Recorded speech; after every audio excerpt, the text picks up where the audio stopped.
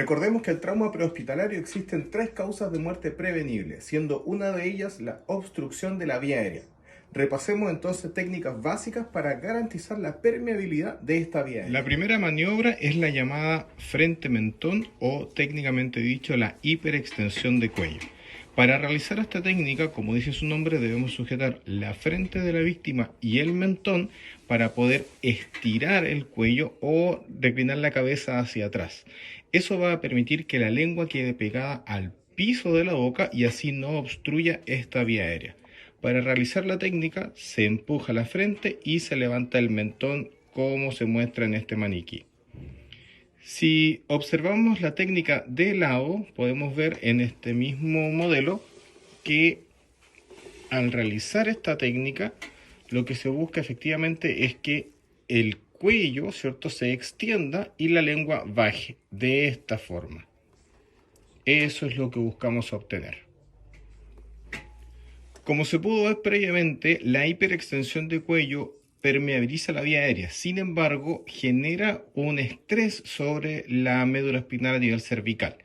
Cuando tenemos antecedentes de lesión que puede comprometer la médula espinal, no es conveniente hacer la hiperextensión de cuello, de tal manera que debemos buscar otra maniobra para poder permeabilizar la vía buscando el mismo objetivo, que es bajar la lengua.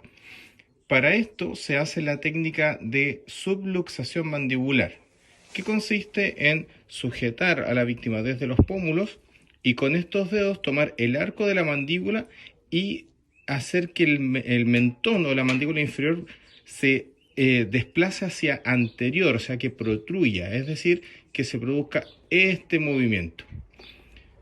Al generar este empuje de la mandíbula inferior hacia adelante, la lengua también va a bajar y se va a permitir la permeabilidad de la vía.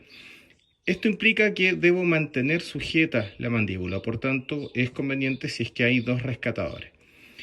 Otra variante de esta técnica es la tracción mandibular, que consiste en, con una mano, tomar la mandíbula inferior de la víctima y derechamente tirarla, traccionarla, ¿verdad?, empujarla, o sea, en este caso traccionarla hacia adelante.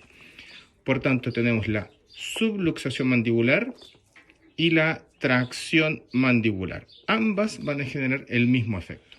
Otra maniobra que ya implica la ayuda de accesorios es la instalación de una cánula nasofaringea. La cánula nasofaringea es un tubo, que es como el que muestro en la imagen. Es un tubo que tiene una porción que va a quedar por fuera de la vía y otra que va a quedar por dentro de la vía, y como ven está biselada, y lo que busca es generar una vía artificialmente permeable. Para poder instalarla hay que lubricarla. Estas cánulas deben venir con un lubricante, si no debe poseer su lubricante. El lubricante se puede aplicar en la mano, se lubrica la cánula. En este caso no voy a usar lubricante ya que es un maniquí. Y lo que se debe hacer es levantar la punta de la nariz, observar cuál de las dos narinas está más permeable o de mayor diámetro.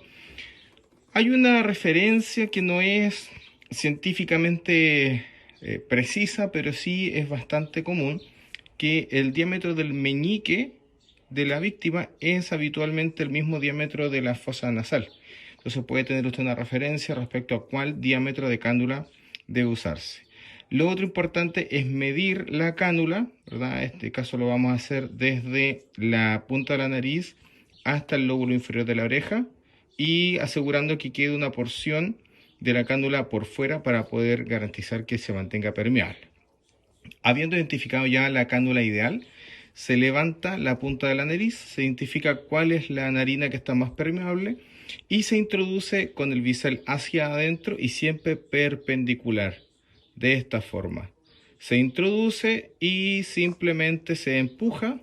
Se empuja, se empuja. Si la víctima está consciente nos puede colaborar tragando, de lo contrario podemos seguir empujando.